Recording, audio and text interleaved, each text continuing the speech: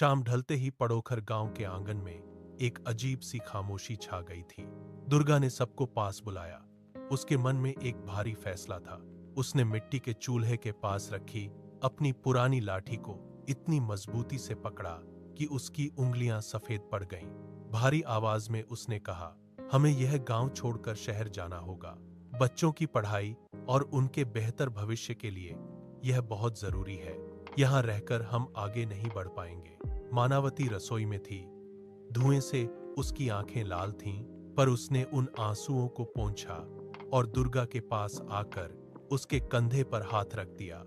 उसने बाहर धूल में खेलते अपने मासूम बच्चों को देखा। मानावती ने धीरे से कहा, शहर की चकाचौंध में शायद उन्हें वो पुराने संस्कार न मिलें, पर उनकी तरक्की के लिए मैं हर समझौता करने को तैयार हूं। यह हमारे बच्चों के जीवन का सवाल है।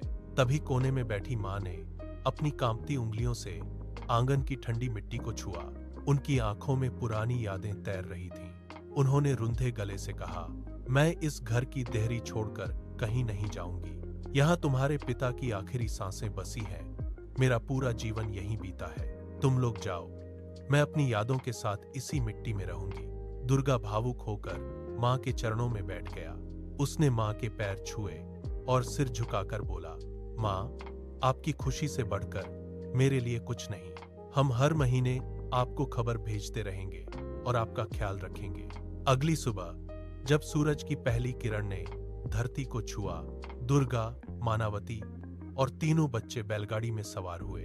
गांव की कच्ची पगडंडियां पीछे छूट रही थीं और वे एक अनजाने भविष्य की ओर चल रहे थे। बरेला पहुंचते ही शहर के शोर और अजनबी चेहरों ने उनका स्वागत किया।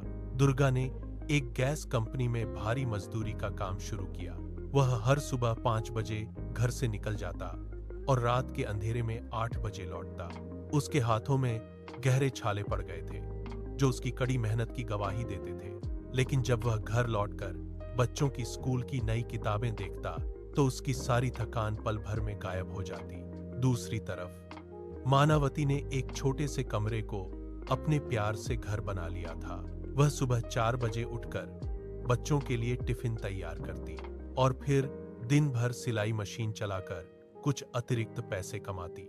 मनोज, विनोद और कमलेश ने नए स्कूल में दाखिला लिया। मनोज गणित के कठिन सवालों में डूबा रहता, विनोद मैदान में पसीना बहाता और छोटा कमलेश घर की जिम्मेदारियां समझता। एक शाम दुर्गा जब घर लौटा तो उसके चेहरे पर एक बड़ी मुस्कान थी। उसने कहा, आज मालिक ने मेरी ईमानदारी देखकर बोनस दिया है। पूरा परिवार खुशियों से भर गया। उधर गांव में मां हर शाम चौखट पर दिया जलाती और दुर्गा के बचपन की बातें पड़ोस की काकी को सुनाती।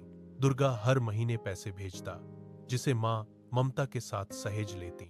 साल बीतते गए, बच्चों की पढ़ाई पूरी हुई और दुर्गा की बरसों की तपस्या रंग लाई। दुर्गा ने शहर में अपना खुद का छोटा सा घर खरीदा।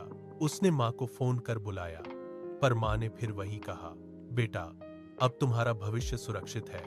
यही मेरी सबसे बड़ी जीत है। अब मैं यहीं ठीक हूं। दुर्गा ने शहर की अपनी नई देहरी पर माथा टेका और अपने बच्चों को गले से लगा लिया। उस लंबे संघर्ष ने आज एक मजबूत और सुनहरी नींव रख दी थी।